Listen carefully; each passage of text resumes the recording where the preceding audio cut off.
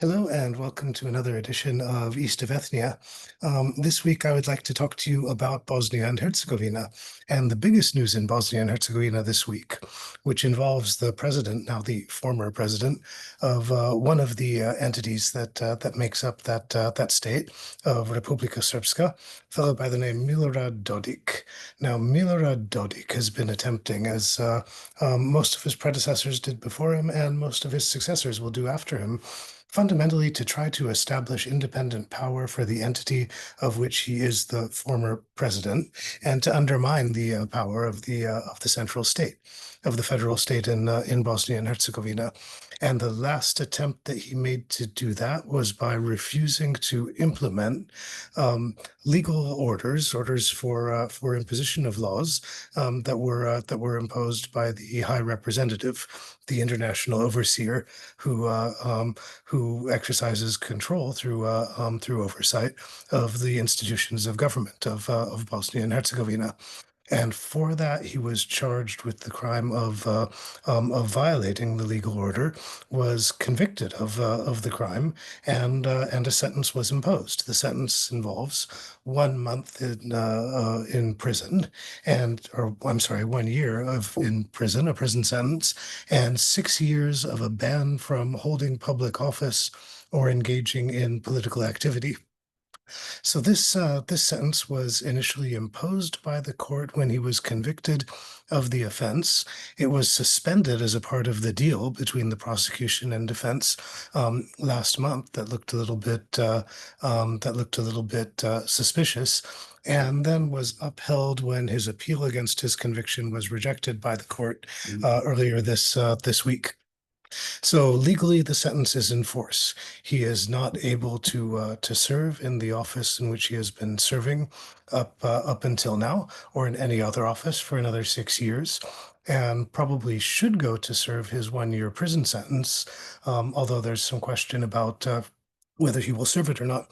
Now, if you want to talk about the offense that he committed, he's made an effort to portray it as kind of an untoward show of force by the High Representative to try to force compliance. But really, the offense that he committed of failing to implement legal resolutions that were imposed by the High Representative is a more serious political offense and a threat to the constitutional order and stability of Bosnia and Herzegovina.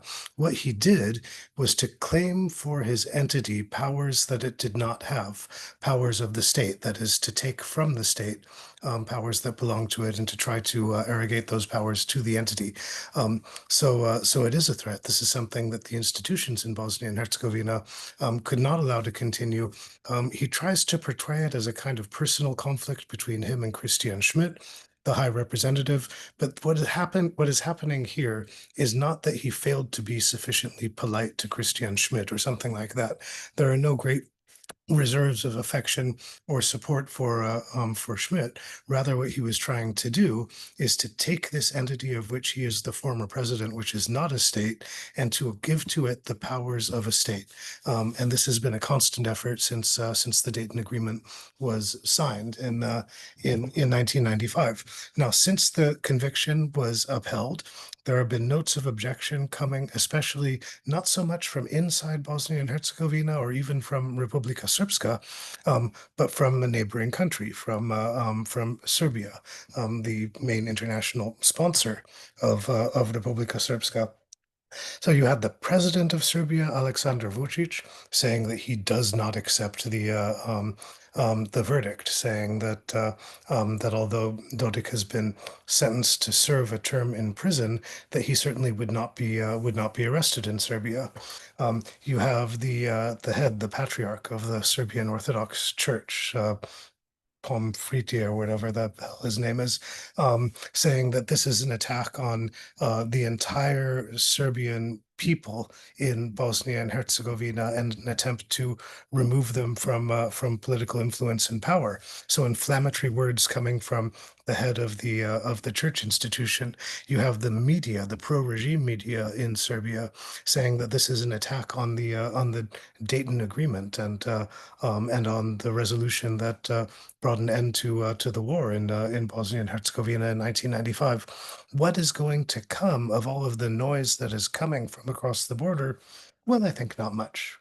Um, Vucic, of course, does not have any authority about regarding whether to accept or not to accept decisions that are made by a court in another state, a state of which he is not a resident, is not a citizen, and does not hold any official position. He can probably prevent Dodik from serving his prison sentence by giving him some sort of asylum or protection in Serbia. He can't do anything about the ban from holding public office or engaging in political activity. But what I think is more important is that Dodik is not getting a tremendous amount of support from ethnic Serbs in Bosnia and Herzegovina, in Republika Srpska. The opposition has explicitly said they do not regard his conviction as a threat to the legal or constitutional order, or as an attack on the members of an ethnic group.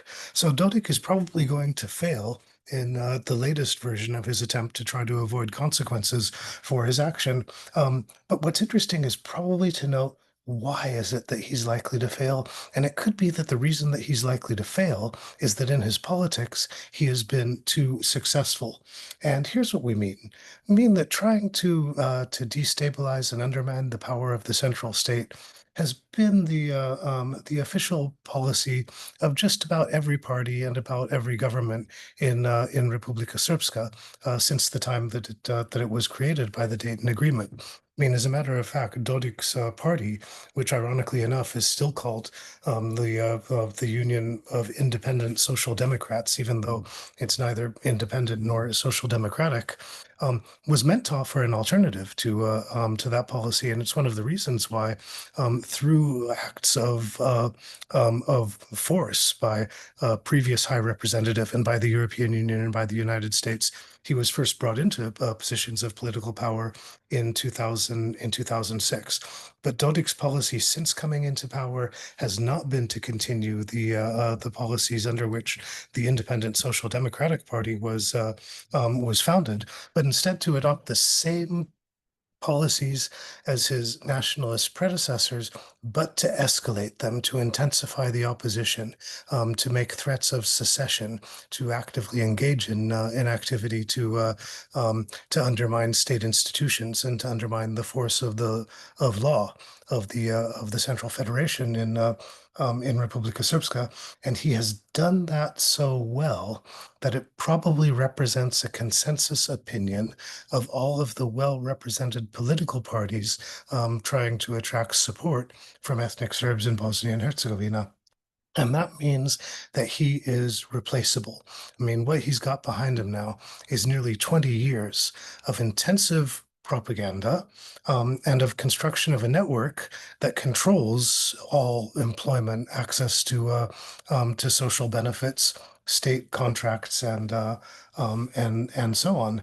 And so, I mean, what's happened is that this network and these political ideas and the strange kind of informal network of semi-political institutions that he has created will survive him.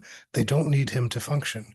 I mean, what will happen will probably be very soon an election in which a new president for the entity is chosen, and whoever is chosen will probably have ideas and political goals that are very similar to the ones that Dodik has, possibly without the strategy of constant escalation and heightening of tensions that Dodik has pursued.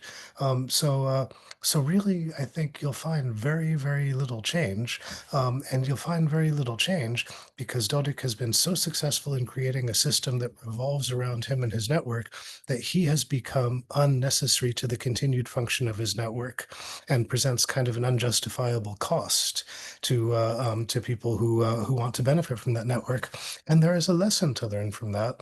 from the building of authoritarian power and absolute control through the control of informal political networks. And that is that leaders who appear to be very powerful, who appear to control nearly everything, are in fact very weak. And they are weaker to the extent that they are successful in creating networks that can function without their participation. So that's what we're about to see in Bosnia and Herzegovina. And there's a lesson there because I think you see, I mean, Dodik is a bit of a caricature of, well, everything that he does. But similar strategies of rule have been adopted by the dominant parties in pretty much every state in the region. So that's what I think we can take from the upholding of this conviction by the court in Bosnia and Herzegovina this past week. Thank you for your time and attention, and we will talk again.